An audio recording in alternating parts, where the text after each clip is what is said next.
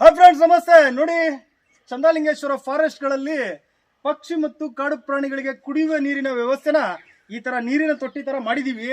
ದಯವಿಟ್ಟು ನೀವು ಯಾರ್ಯಾರು ನಿಮ್ಮ ಊರಲ್ಲಿ ಇದೇ ಥರ ಏನಾದರೂ ಕಾಡಲ್ಲಿ ನೀರಿಲ್ಲ ಅಂತಂದರೆ ದಯವಿಟ್ಟು ಈ ಥರ ನೀರಿನ ತೊಟ್ಟಿಗಳನ್ನು ಹಾಕಿ ಟ್ಯಾಂಕರ್ ಮುಖಾಂತರ ನೀರನ್ನು ಹಾಕಿದ್ರೆ ಅಟ್ಲೀಸ್ಟು ಬೇಸಿಗೆ ಕಾಲದಲ್ಲಿ ಕುಡಿಯುವ ಅಂದರೆ ಪಕ್ಷಿ ಮತ್ತು ಪ್ರಾಣಿಗಳಿಗೆ ನೀರಿನದು ಅನುಕೂಲ ಆಗುತ್ತೆ. ದಯವಿಟ್ಟು ಇದನ್ನು ಯಂಗ್ಸ್ಟರ್ ಆದವರು ಎಲ್ಲರೂ ಸ್ವಲ್ಪ ಎಲ್ಲ ಕಾಡು ಪ್ರಾಣಿಗಳಿಗೆ ಒಳ್ಳೇದಾಗಲಿ ಅಂತಂದ್ಬಿಟ್ಟು ಒಳ್ಳೆ ಮನಸ್ಸಿಂದ ಈ ಥರ ರಿಂಗ್ಗಳನ್ನು ಹಾಕಿ ನಿಜವಾಗ್ಲೂ ಕಾಡಲ್ಲಿರೋಂಥ ಪಕ್ಷಿ ಪ್ರಾಣಿಗಳ ಸಂಖ್ಯೆ ಇನ್ನೂ ಜಾಸ್ತಿ ಆಗುತ್ತೆ. ಓಕೆ, ಬೋಲೋ ಭಾರತ್ ಮಾತಾ ಕಿ ಜೈ, ವಂದೇ ಮಾತರಂ. ಬಿಸಿಲಿನ ತಾಪಮಾನ ಜಾಸ್ತಿ ಆದಂಗೆಲ್ಲ ಕಾಡು ಪ್ರಾಣಿಗಳು ಪಕ್ಷಿಗಳು ಸಾಯುವ ಸ್ಥಿತಿಗೆ ಬಂದಿರುತ್ತೆ.